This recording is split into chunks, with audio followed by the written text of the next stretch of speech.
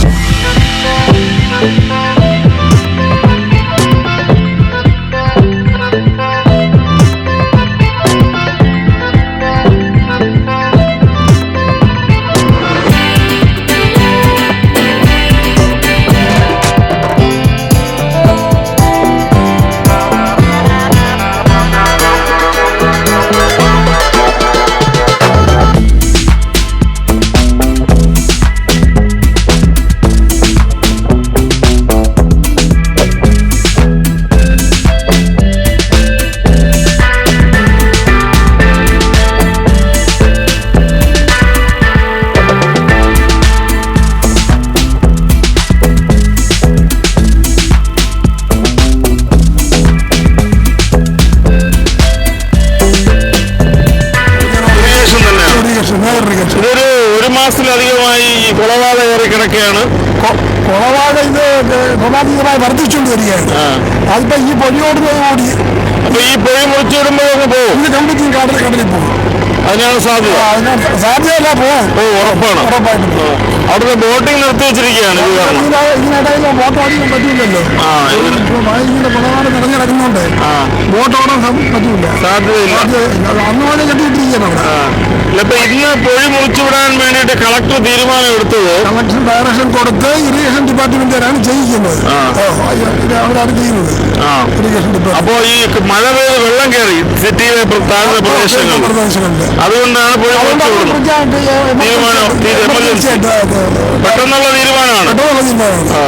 ഇനി അങ്ങോട്ട് മഴയുടെ ദിവസം മഴ വരുമ്പോ അവര് അടിക്കടി മുറിക്കാനുള്ള ഏർപ്പാട് നിങ്ങളാണ് അതിന്റെ കോൺട്രാക്ട്. ഇതിനെങ്ങനെ ഇതിന്റെ പൊഴി മുറിക്കുന്നതിന്റെ റേറ്റൊക്കെ?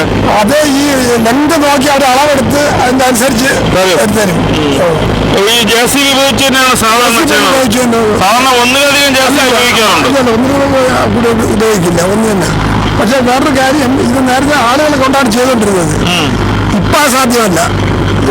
ആളുകളാണെങ്കിൽ ഇത് മാസങ്ങളോളം പിടിക്കും. അതായത് കൈക്ക് ചെയ്യാൻ നിന്ന ആഴ്ചകളോളം പിടിക്കും. JCB ഒറ്റ ദിവസം കൊണ്ട് തീർക്കും. അത് മാത്രമല്ല പഴയ ശമ്പളമല്ല, ലേബർ ചാർജ് വളരെ കൂടുതലാണ്. പ്രത്യേകിച്ച് ഈ പണിയൊക്കെ എന്ന് പറയുമ്പോൾ ആരും ചെയ്യില്ല. അതാണ്. അപ്പൊ ഇന്നുകൊണ്ട് തീരുന്നത് ഇന്ന് രാത്രി 9 മണിക്കകത്തേക്ക് തീരും. അപ്പൊ ഈ വെള്ളം ഒലിച്ചു പോയ ശേഷം ഓട്ടോമാറ്റിക് നിൽക്കുക. വെള്ളം താഴ്ന്നു കഴിഞ്ഞാൽ ഓട്ടോമാറ്റിക് ആയിട്ട് മണൽ വന്ന് മീൻ നടന്നോളും. ഈ വെള്ളത്തിന്റെ ഫോഴ്സ് കൊണ്ട് മണലെല്ലാം എടുത്തോണ്ട് പോകും, മനസ്സിലല്ലേ? പിന്നെ അത് കഴിഞ്ഞാൽ ഈ വെള്ളത്തിന് ഫോഴ്സ് കുറയുമ്പോ കൊണ്ടിടുന്ന മണൽ എടുത്തോണ്ട് പോകാൻ പറ്റാത്ത അവസ്ഥ അവിടെ കിടന്ന് കുറച്ചു. അപ്പൊ ഈ പൊഴി മുറിക്കുന്നതായതുകൊണ്ട് ഇന്ന് ബീച്ചിലെ ആൾക്കാരെ നിയന്ത്രിച്ചിരിക്കുകയാണ്. ബീച്ചിലെ ആൾക്കാരെ പൊഴി മുറിക്കുന്നോണ്ട് നിയന്ത്രിച്ചതല്ല. ബീച്ചില് ഏതാണ്ട് ഒരു 2 ആഴ്ച കൂടുതലായി ബീച്ചിലോട്ട് ആലിനെ ഇറക്കി വിടുന്നില്ല, ആൾക്കാരെ വിടുന്നില്ല. ഈ കള്ളക്കടൽ പ്രതിഭാസം എന്ന് പറഞ്ഞാൽ ഇവിടെ മാത്രമേ ഉള്ളൂ, വേറെ ഒന്നും ഒരു പ്രശ്നമില്ല. വലിയ വലിയ അപ്പുറത്തൊക്കെ ഇഷ്ടംപോലെ ആളുടെ ഇറങ്ങി നിൽക്കുന്നു, കുഴപ്പമില്ല. ഒരോ കുഴപ്പമില്ല. ഇത് വെറുതെ ലൈഫ്കാരന്മാർ വന്നിരുന്ന് കയറെ കെട്ടിച്ചേർത്ത് ആൾക്കാരെ വിടുന്നില്ല. ആൾക്കാരെ വിടാത്ത മാത്രമല്ല, ഈ നടപ്പാതിന്റെ മുകളിൽ നിന്ന് അവര് കിടന്ന ബീച്ചിലോട്ട് ആളിനെ വിടുന്നില്ല എന്ന് പറഞ്ഞ ഇടയ്ക്ക് 2 ദിവസം പ്രശ്നമാണല്ലോ. അതൊരു വശം, അതൊരു ഭാഗം. പക്ഷെ ബീച്ചിനെ വിട്ടില്ലെങ്കിലേ ആ നടപ്പാതയുടെ മുകളിൽ നിന്നും ഞങ്ങൾ ദൂരെ നിന്ന് വന്നവരാണ് കടലിന്ന് കണ്ടോട്ടം കാണാനാണ് വരുന്നത്. ഞങ്ങൾ ഇതിന്റെ പ്രത്യേക കടലിന് കണ്ടോട്ടം എന്ന് പറഞ്ഞാൽ ഈ ഒരു ലൈഫ് ഗാർഡൻ വരെ അനുവദിക്കില്ല, അതാണ് അവർ കയറാൻ സമ്മതിക്കില്ല. അവരൊക്കെ തിരിച്ചു പോയി. ആള് കുറവാണ്. വരുന്നവരെല്ലാം അവർ വെറുതെ ഇവിടെയാണ്, ആളിന് നിൽക്കാൻ സമ്മതിക്കില്ല. അപ്പൊ ഇത് ഏകദേശം ഇങ്ങോട്ട് എത്താറായി. ഇന്ന് രാത്രി കൊണ്ട് ഇവിടെ എത്തി. രാത്രി 9 മണിക്ക് കൊണ്ട് തീരും. അതോടുകൂടി വെള്ളം തുറന്ന് വിട്ട് കഴിഞ്ഞാലും ഇത് അധികം സമയമെടുക്കും. എത്ര ദിവസം? 2-3 ദിവസം എടുക്കും ഇത്. അല്ല, കിടന്നാലേ കിടന്നോളും. ചിലപ്പോ വെള്ളം ഉണ്ടെങ്കിൽ മാസങ്ങളോടെ പോകും. ഇടയ്ക്ക് മഴ പെയ്യണം, മഴ പെയ്യണം. മഴ ഇല്ലെങ്കിൽ പെട്ടെന്ന് മഴ ഉണ്ട്. മഴയെന്നാ പറയുന്നത്. ശനിയാഴ്ച തൊട്ട് തിങ്കളാഴ്ച വരെ മഴ ഉണ്ടെന്ന് പറയുന്നത്. അല്ലെങ്കിൽ ഇപ്പൊ നല്ല കോളുകാർ വരെ ഉണ്ട്, നല്ല മഴ കാണും. വേളി ടൂറിസ്റ്റ് വില്ലേജിലെ കടലും കായലും ഒരുമിച്ച് ചേരുന്ന പൊഴിമുഖം. ഇവിടുത്തെ പ്രധാന പ്രശ്നം പൊഴി തുറന്നുവിടുക എന്നുള്ളതാണ്. ബോട്ട് ക്ലബ്ബ് പൂട്ടിയിടാൻ കാരണവും പൊഴി തുറന്നുവിടാത്തത് തന്നെയാണ്. കാരണം മഴ തുടങ്ങട്ടെ എന്ന് കാത്തിരുന്നു ടൂറിസം വകുപ്പും ഇറിഗേഷൻ ഡിപ്പാർട്ട്മെന്റും.